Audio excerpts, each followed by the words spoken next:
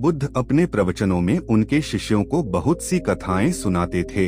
यह कथा भी उन्हीं में से एक है। कभी किसी काल में किसी नगर में राम और श्याम नामक दो धनी व्यापारी रहते थे। वे दोनों ही अपने धन और वैभव का बड़ा प्रदर्शन करते थे।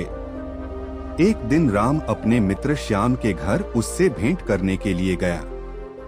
राम ने देखा कि श्याम का घर बहुत विशाल और 3 मंजिला था।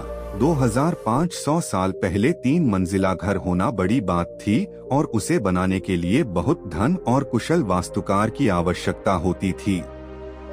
राम ने यह भी देखा कि नगर में सभी निवासी श्याम के घर को बड़े विस्मय से देखते थे और उसकी बहुत बड़ाई करते थे। अपने घर वापसी पर राम बहुत उदास था कि श्याम के घर ने सभी का ध्यान खींच लिया था। उसने उसी वास्तुकार को बुलवाया जिसने श्याम का घर बनाया था। उसने वास्तुकार से श्याम के घर जैसा ही 3 मंजिला घर बनाने को कहा। वास्तुकार ने इस काम के लिए हामी भर दी और काम शुरू हो गया। कुछ दिनों बाद राम काम का मुआयना करने के लिए निर्माण स्थल पर गया। जब उसने नींव खोदे जाने के लिए मजदूरों को गहरा गड्ढा खोदते देखा तो वास्तुकार को बुलाया और पूछा कि इतना गहरा गड्ढा क्यों खोदा जा रहा है। मैं आपके बताए अनुसार 3 मंजिला घर बनाने के लिए काम कर रहा हूँ। वास्तुकार ने कहा, सबसे पहले मैं मजबूत नींव बनाऊंगा, फिर क्रमशः पहली मंजिल, दूसरी मंजिल और तीसरी मंजिल बनाऊंगा।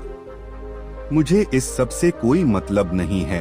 राम ने कहा, तुम सीधे ही तीसरी मंजिल बनाओ और उतनी ही ऊंची बनाओ जितनी ऊंची तुमने श्याम के लिए बनाई थी।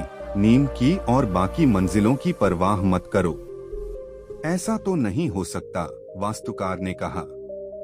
ठीक है, यदि तुम यह नहीं करोगे तो मैं किसी और से करवा लूंगा, राम ने नाराज होकर कहा।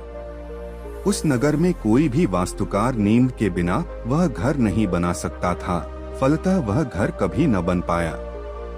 अतः किसी भी बड़े कार्य को संपन्न करने के लिए उसकी नींव सबसे मजबूत बनानी चाहिए एवं काम को योजनाबद्ध तरीके से किया जाना चाहिए।